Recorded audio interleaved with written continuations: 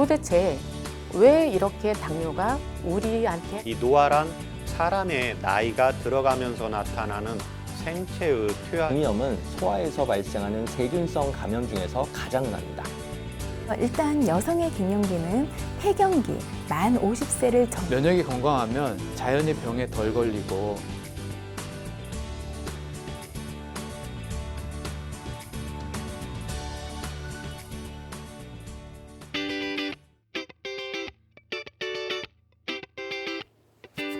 안녕하세요. 건강보감한의사 황만기 원장입니다. 오늘은 수험생들에게 굉장히 흔하게 나타나는 기능성 소화불량, 영어로는 Functional Dyspepsia라고 하는데요. 이 기능성 소화불량에 대해서 알아보는 시간을 가져보도록 하겠습니다. 이 기능성 소화불량, 수험생들한테서 흔하게 나타나는 기능성 소화불량에 대한 과학적 근거를 갖춘 한의학적 치료법이라는 주제로 제가 좀 말씀을 드려보려고 하는데요. 소화불량의 종류와 정의 그리고 진단 기준에 대해서 먼저 좀 알아보고 기능성 소화불량 이 수험생들에게서 흔하게 받게 되는 질문들에 대해서 제가 풀어서 좀 설명을 드려보도록 하겠습니다. 그럼 오늘 강의 시작하겠습니다.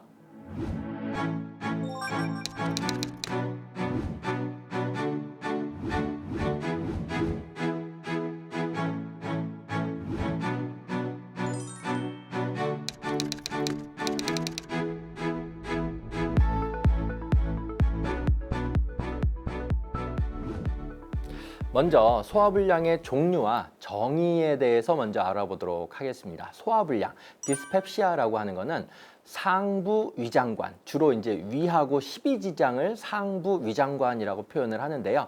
이 상부 위장관과 관련해서 나타나는 모든 소화기 증상들을 포함하는 용어다 라고 먼저 알고 계시면 좋으실 것 같아요. 우리가 소화불량 하면 일상에서 굉장히 많이 쓰고 있는 용어이긴 한데 의학적으로는 이렇게 정의된다 라고 알고 계시고요.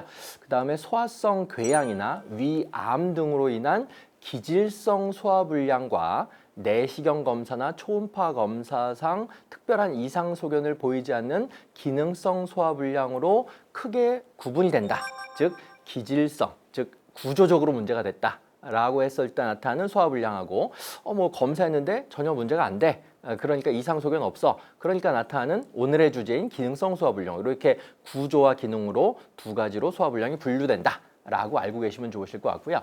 하지만 일반적으로 그냥 소화불량이라고 하면 검사상 우리가 이상 소견을 전혀 보이지 않는 기능성 소화불량을 의미를 대부분 하고 있고, 식후만복감, 이 식후만복감이라고 하는 것은 뭐냐면 식사를 한 다음에 2시간 정도 경과가 되었음에도 불구하고 이제 좀 소화가 돼야 되는 시간인데 위 안에 음식이 계속 남아있는 것 같은 불편한 느낌, 이거를 식후만복감이라고 하거나 식후포만감이라고 하거든요. 어쨌든 이런 식후만복감, 그리고 상복부, 명치주위가 이제 빵빵하게 부풀어 오르는 팽만감을 느끼거나 조기만복감, 이 조기만복감이라는 용어는 식사를 시작하자마자 몇 숟가락 안 떴는데 갑자기 배가 부르고 더 이상 식사를 할 수 없는 그런 느낌을 받는 게 이 조기만복감이거든요. 어쨌든 이런 조기만복감도 나타날 수 있고, 구역감, 막 이렇게 토하려고 하는 느낌, 그리고 잦은 트림, 그러니까 계속 꺽꺽거려가지고 주위 사람들이 굉장히 불편해하는 그런 상황을 만들 수가 있는 거죠. 그리고 속이 굉장히 쓰림 증상, 그리고 명치 부위에서 발생하는 불쾌하게 화끈거리는 느낌이라고 환자들이 주로 많이 표현하는데, 확 이렇게 좀 열이 오른다, 배에서 열이 오른다 이렇게도 표현을 하시고요. 그 다음에 식후 상복부 통증과 같은 임상적으로 주로 상복부 중심의 통증이나 불쾌감을 이 기능성 소화불량 환자들이 많이 호소를 하게 됩니다. 우리나라 같은 경우에는 스트레스가 굉장히 심한 여름철이면 더 심해지는 이 고3 수험생들에게서 매우 흔하게 관찰되는 이 소화불량의 양태가 바로 기능성 소화불량이다 라고 알고 계시면 좋을 것 같고요.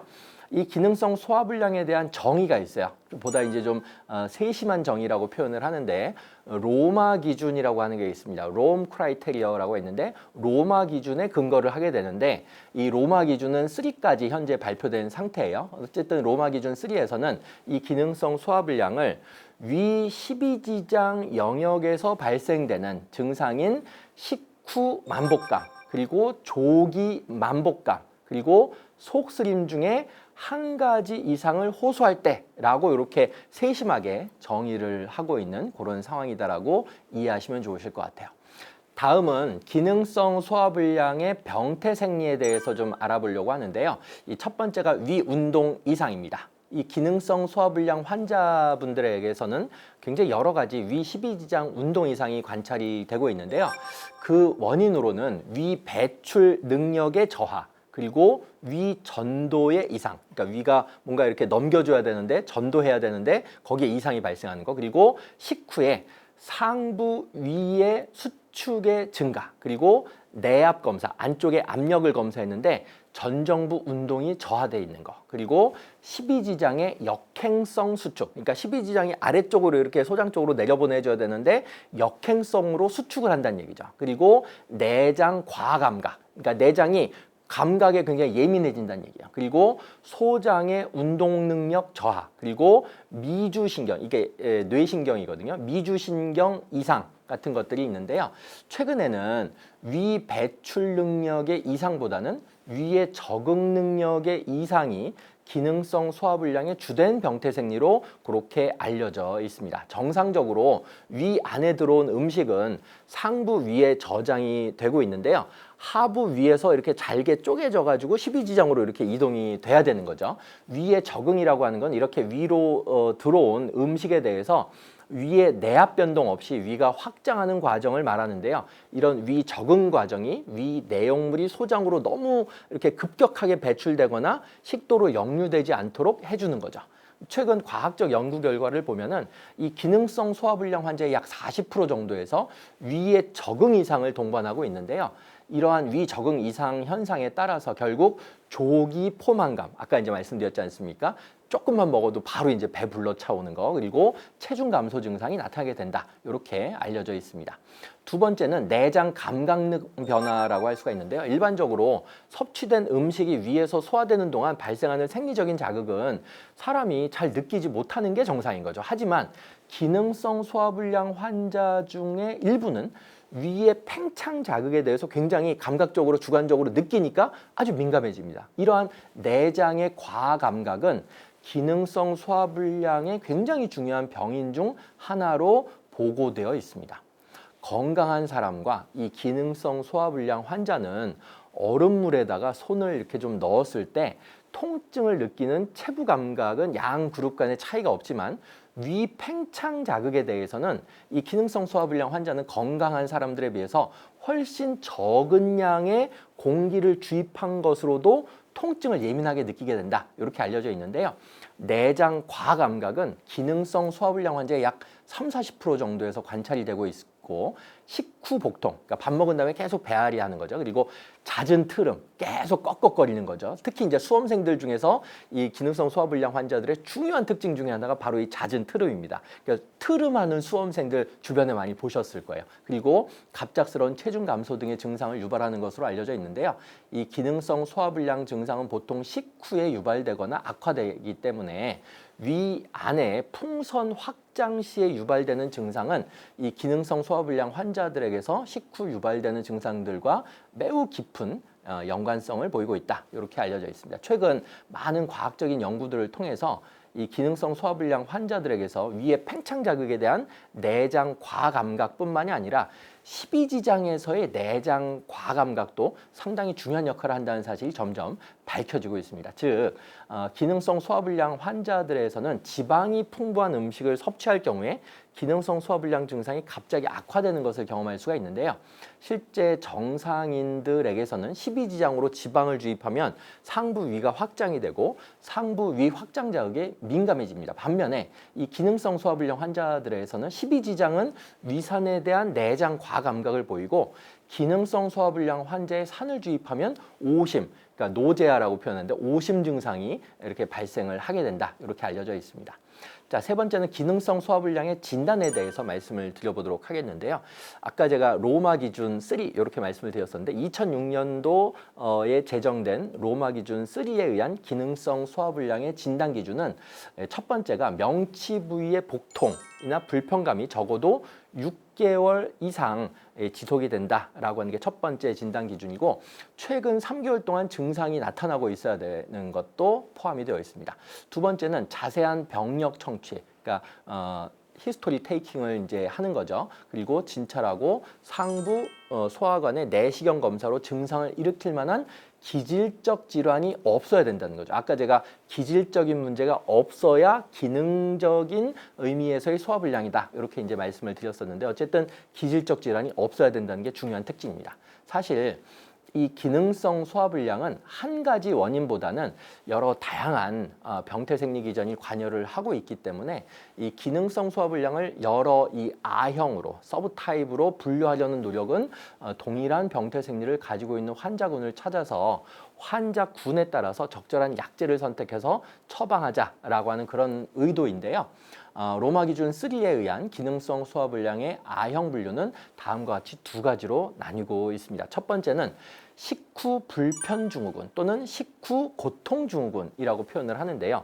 식후 만복감과 조기 만복감의 증상이 매주 수차례 이상 발생하는 경우를 뜻합니다. 이 외에도 상복부에 이렇게 빵빵한 느낌, 팽만감, 그리고 식후의 이 구역감, 그리고 지나친 트림 같은 것들을 포함할 수가 있는 거고요. 두 번째는 상복부 통증 증후군이라고 우리가 표현을 하는데요. 중등도의 이 명치 부위의 통증, 명치 부위가 계속 아픈 거죠. 그리고 속쓰림 증상이 매주 한 번 이상 발생을 하고 다른 부위, 예를 들어 흉통이나 뭐 미만성 복통이나 하복부 통증 같은 거에 통증이 아니어야 되고 배변, 그러니까 변을 좀 본 화장실에 가서 변을 본 거에 의해서 완화되지 않아야 된다는 게 이 상복부 통증 증후군의 핵심적인 양상이다라고 이해하시면 좋으실 것 같아요. 자, 네 번째는 이 기능성 소화불량과 심리적 요인과의 어떤 상관성, 통계적인 상관성, 임상적인 상관성에 대해서 좀 말씀을 드려볼까 하는데요. 이 기능성 소화불량에 대한 정신의학적인 이 병태생리에 대해서는 아직 명확하게 밝혀져 있지는 않지만 이 심리적 요인이 매우 중요한 역할을 하고 있는 것으로 임상적으로 추정되고 있다. 이렇게 알고 계시면 좋으실 것 같아요. 임상적으로는 기능성 소화불량을 일으키거나 악화시키는 여러 가지 심리적 이상들이 많이 보고가 되어 있는데요. 불안감, 우울감 같은 부정적인 어떤 감정 요소들, 그리고 제가 이제 고3 수험생들 애들을 많이 처방을 하는데 어쨌든 고3 수험생들 스트레스 엄청 많지 않습니까? 이 스트레스에 의한 이상 반응, 그리고 의존적 성격 같은 것들이 좀 이 기능성 소화불량하고 굉장히 심각하게 관련되어 있다 이렇게 알려져 있는데요. 특히 계속 제가 반복 말씀드리듯이 10대 수험생분들의 기능성 소화불량 환자들에게서 이 시험 불안, 이 시험을 앞두고 이제 시험 불안 때문에 이제 자기 실력 발휘 못하는 경우 굉장히 많죠. 어쨌든 요 시험 불안이나 불안장애 증상 같은 것들이 굉장히 흔하게 발견이 되고 있고요. 건강한 사람이나 소화성 궤양 환자와 비교했을 때 자기의 심리적인 상태 그리고 신체적 상태에 대한 정확한 지각, 정확한 자각이 이 빈약한 것으로 보고가 되어 있습니다. 또 이 10대 수험생 기능성 소화불량 환자들에게서 가장 흔한 증상은 사실 위장 증상보다는 오히려 불안감이다라고 하는 논문 보고도 있고요. 이러한 10대 수험생 기능성 소화불량 환자와 연관된 가장 중요한 심리적인 요소는 시험과 관련된 스트레스, 시험 불안증이다라고 하는 게 아까 말씀드렸듯이 과학적으로 널리 보고가 되어 있습니다. 자, 이번에는 기능성 소화불량에 대한 과학적 근거를 갖춘 한의학적 치료법에 대해서 몇 가지 좀 말씀을 정리해서 드려보려고 하는데요. 첫 번째는 2019년도 SCI급 국제의학저널에 발표된 한의학 논문을 좀 살펴보겠는데 총 1,451명이 포함된 총 15편의 무작위 대조군 임상시험, 그러니까 15개의 RCT를 메타 분석을 했어요. 메타 분석을 했는데 건비 2기 효능을 가진 특정한 한약재들이 있는데 대표적인 게 백출, 감초, 백복령, 사인, 목향, 당삼, 바나, 진피, 제가 매일매일 이제 처방하고 있는 그런 약제들입니다. 건비이기라고 하는 거는 비위기 계통을 건강하게 만들어주고 이기, 기운을 좀 잘 다스리는, 그러니까 스트레스를 좀 완화시켜준다, 이런 의미도 포함되는데, 어쨌든 뭉친 기운을 좀 풀어주는 게 이기라고 하는 작용이거든요. 어쨌든 건비이기시키는 좀 전에 말씀드렸던 그런 약제들이 기존의 양약 처방들에 비해서 복통이나 복부 팽만감이나 조기 포만감, 그리고 잦은 트름, 식욕부진, 피로감 같은 이 기능성 소화불량 지표들에 있어서 통계적으로 더 우월한 임상적인 개선 효과를 보이는 것이 이미 과학적으로 논문을 통해 확인되었습니다. 두 번째는 기능성 소화불량에 대한 침치료 효과 검증 논문도 좀 제가 소개를 꼭 해드리고 싶은데요. 2017년도 코리안 저널 오브 아큐펑처라고 하는 저널에 발표된 기능성 소화불량에 활용된 침치료 방법에 대한 체계적 문헌고찰 논문을 살펴보면 이 기능성 소화불량 침치료에 활용된 경혈자리는 다리에 있는 족삼리, 그리고 배에 있는 중환, 그리고 천추, 그리고 태충, 첫째 발가락, 둘째 발가락 사이에 있는 사관혈 중에 하나가 태충인데, 어쨌든 태충, 그리고 손에 있는 내관, 그리고 등에 있는 비수나 위수 같은 그런 경혈이었고, 침치료 효과는 대부분의 연구에서 임상적인 유효성이 통계적으로 굉장히 유의미한 그런 좋은 임상적 결과를 보였다라고 하는 논문도 제가 꼭 소개시켜 드려보고 싶고요. 세 번째는 최근 일본에서 나온 논문인데, 일본에서는 기능성 소화불량 치료에 가장 많이 사용하는 한약 처방으로서 육군자탕, 제가 굉장히 사랑하는 처방입니다. 이 육군자탕이라고 하는 처방, 그리고 바나사심탕이라고 하는 처방, 그리고 세 번째가 바나후박탕, 이런 이제 처방들에 대한 임상 연구를 굉장히 활발하게 지금 진행을 하고 있어요. 이 중에서 육군자탕, 제가 이제 굉장히 사랑한다고 아까 언급을 드렸었는데, 이 중에서 이 육군자탕에 대한 연구가 가장 활발한 편인데요. 위 운동을 조절해주고, 그리고 적응성 이완 상태를 개선시켜주고, 위의 저장 능력을 향상시켜주고, 그렐린 분비에 따른 만성 식욕부진을 개선시켜주고, 스트레스 호르몬을 감소시켜주는 것과 같은 이미 과학적인 논문으로 학계에 많이 보고가, 이 육군자탕에 대해서 굉장히 많이 보고가 되어 있습니다. 특히 상복부 통증 증세를 통계적으로 더 유의미하게 감소시켰다라고 하는 보고도 있다라고 저는 말씀을 드리고 싶고요. 반면에 육군자탕의 효과가 적을 때에는 바나사심탕, 아까 제가 말씀드렸던 바나사심탕이 효과적이었다, 그런 논문 보고도 있었고요. 바나후박탕과 관련된 그런 이제 연구를 통해서 기능성 소화불량 환자는 정상인에 비해서 장내 가스가 많았고, 바나후박탕 처방이 이런 상황을 통계적으로 유의미하게 감소시켰음을 다시금 과학적으로 재확인했다, 이렇게 말씀드릴 수가 있을 것 같습니다. 자, 네 번째는 기능성 소화불량의 한의학적인 명칭에 대해서 좀 말씀을 드려볼까 하는데, 담적, 그러니까 담이 많이 오랫동안 소화기에 쌓였다, 그래서 담적이라고 이제 기능성 소화불량을 흔히 한의학에서 표현을 하고 있는데요.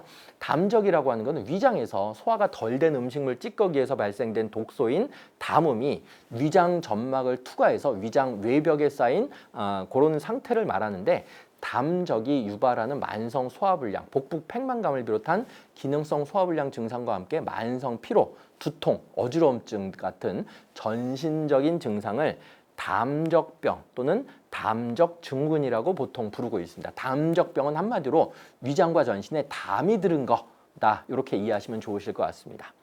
자, 여섯 번째로는 기능성 소화불량 환자들의 흔한 질문들에 대해서 제가 간단하게 답변을 좀 드려볼까 하는데요. 첫 번째, 기능성 소화불량 증상이 있을 경우에는 아예 굶는 것이 좋은가요? 이런 질문 굉장히 제가 진료실에서 많이 받고 있어요. 답변은 뭐냐면, 기능성 소화불량 증상이 있는 경우 식사를 하지 않을 수 있는 환자들도 있고, 특히 식후 고통증후군 증상을 앓고 있는 환자는 식사를 하지 않아도 배가 고프지 않고, 식사를 하면 더부룩하면서 포만감이 심하기 때문에 식사를 하지 않을 수도 있습니다. 하지만 이러한 경우에 한 번 정도 식사를 거르는 거는 뭐 특별히 상관이 없지만, 습관적으로 식사를 거른다면 영양불균형 상태가 초래가 되어서 전신적인 건강 상태에 악영향을 끼치게 되기 때문에 궁극적으로는 결국 건강상의 손해가 됩니다. 따라서 기능성 소화불량이 있을 경우 무조건 굶는 것이 좋다고는 할 수가 없다. 이게 정답이다라고 좀 말씀을 드릴 수가 있을 것 같고요. 두 번째, 기능성 소화불량 환자는 죽 같은 무른 음식을 먹는 게 바람직한가요? 이런 질문도 굉장히 많이들 하시죠. 정답은 뭐냐? 식후 포만감이나 식후 복통 같은 기능성 소화불량 증상이 있는 환자들에게 물이나 뭐 흰죽, 무자극, 물김치 등만 먹으라고 하는 경우가 간혹 있는데, 물론 위에서의 배출 기능 면에서 보면 물이나 죽 같은 유동식은 위에서의 배출이 훨씬 빠르지만 배출 기능과 무관하게 증상이 발생하는 경우가 대부분이기 때문에 단순히 무조건 유동식을 권하는 것은 별로 바람직하지 않습니다. 또 위산에 대한 과감각 측면에서 보면 먹는 음식의 양이 많거나 위 배출을 지연시키는 음식을 섭취했을 경우에 증상이 악화될 가능성이 있으나 위산의 양이 문제가 아니라 위산에 대한 위 장관의 과민 반응이 핵심적인 문제이기 때문에 음식물의 종류와 무관할 가능성도 많습니다. 결론적으로 음식의 종류가 증상 발생에 영향을 줄 수는 있지만 치료적 측면에서는 효과가 적을 것으로 판단이 되기 때문에 환자 본인이 좋아하는 음식을 적극적으로 강하게 제한할 이유는 없다. 이게 결론으로서 말씀을 드릴 수가 있을 것 같습니다. 이렇게 오늘은 기능성 소화불량과 관련되어서 과학적으로 검증된, 과학적으로 확인된 한의학적인 치료법을 중심으로 말씀을 드려보았습니다.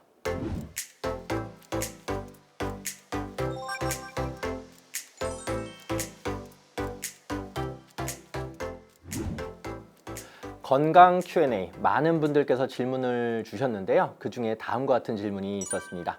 저희 고3 딸내미가 있는데 너무 자주 체하고 소화가 늘 안 된다고 그러고 트름을 많이 하고 해서 계속 이제 불편감이 느껴진다고 해서 병원에 가서 검사를 받았는데 다른 이상은 없다고 합니다. 한의원에서 치료가 가능할까요? 라고 하는 질문을 주셨어요. 우선 답변서부터 말씀을 결론부터 드리면 한의원에서 매우 치료가 잘 됩니다. 아까 제가 과학적인 근거를 갖춘 그런 한의학적인 치료법에 대해서도 언급을 드렸는데요. 제가 생활섭생법 몇 가지를 좀 말씀을 드리면서 좀 이렇게 고3 딸내미 잘 관리해 주시면 좋으실 것 같아요. 자, 우선 소화의 시작이라고 하는 거는 좋은 상상력에서 시작된다라고 하는 사실을 먼저 아실 필요가 있을 것 같습니다. 기분 좋은 상태에서 적당히 배가 고플 때 머리에서는 곧 섭취하게 될 음식을 상상을 하게 됩니다. 그러면 뇌에서는 침샘, 또 위화장을 지배하는 자율신경 등을 자극해서 소화효소를 분비하고 위장관 운동을 항진시켜서 음식을 이제 제대로 잘 맞이할 준비를 하게 되는 거죠. 그리고 음식이 입으로 들어가서 잘게 부서지게 되고 위에서 더 작은 입자로 이렇게 잘게 부서지면서 침과 위액 그리고 췌장액, 담즙액 이런 것들이 섞여서 소장과 대장을 거쳐서 우리 몸에 이렇게 잘 흡수가 되게 됩니다. 이러한 과정 중에 어느 하나라도 이상이 생겼을 때는 거북함을 느끼게 되는데요. 심리적인 스트레스나 과로 같은 것들은 신경계통의 기능 이상을 유발해서 소화효소 분비를 저하시키고 장운동 저하를 일으켜서 음식물이 위로 들어갔지만 이 정체된 상태로 심한 거북감을 일으킬 수가 있는 거죠. 급하게 음식을 먹는 경우 입에서 음식을 잘게 부수는 작용과 타액이 이렇게 골고루 섞이는 과정이 생략되고 대부분 많은 양의 음식이 위로 넘어가서 위가 심하게 팽창되고 음식이 정체되는 시간이 길어져서 이 구역감, 답답함 뭐 이런 증상이 생기게 됩니다. 따라서 식사 시간에는 마음을 좀 편안하게 하고 음식을 천천히 10번 이상 꼭꼭 씹어 먹는다면 특별한 원인 질환이 없고 증상이 별로 오래되지 않은 단순한 일시적인 기능성 소화불량은 대부분 이런 섭생법으로도 많이 호전될 수가 있습니다. 그리고 식전에 가벼운 운동은 위장관 기능을 활성화시키는 데 큰 도움이 됩니다. 대부분의 건강한 사람은 어떤 음식을 먹든 위에서 이렇게 말한 원칙을 좀 지켜주신다면 소화에는 별로 큰 무리가 없을 것입니다. 하지만 대부분의 현대인들, 특히 10대 수험생분들 같은 경우에 우리 따님처럼 10대 수험생분들 같은 경우에는 엄청나게 많은 심리적인 스트레스와 운동 부족 그리고 식사 시간 부족으로 인해서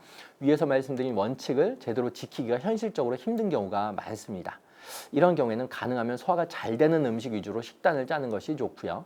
일단은 자기가 이제 맛있어하고 좀 좋아하는 음식은 소화가 좀 잘 되는 경향이 있으니까 그런 것들을 좀 챙겨주시고 지방이나 단백질 같은 경우에는 다양한 과정을 거쳐야지 소화 흡수가 좀 잘 일어나기 때문에 전반적인 상황이 좋지 않을 때에는 탄수화물 위주의 식단을 짜는 것이 소화에는 도움이 됩니다. 음식 종류 중에서 특히 지방이 많은 음식은 소화되는 시간이 좀 길어지기 때문에 기능성 소화불량이 심하게 있는 사람은 가급적 이런 음식들을 피하는 게 좋습니다. 그리고 우유나 아이스크림, 요구르트도 소화가 안 되는 음식 중에 하나니까 유의를 하셔야 되고요. 위를 적당히 자극해서 위산 분비를 촉진하는 양념이나 향신료가 들어간 음식을 섭취하는 게 식욕도 돋구고 소화를 잘 되게 하지만 소화성 궤양이 있는 환자 같은 경우에는 속쓰림이 악화될 수 있으니 주의가 필요합니다.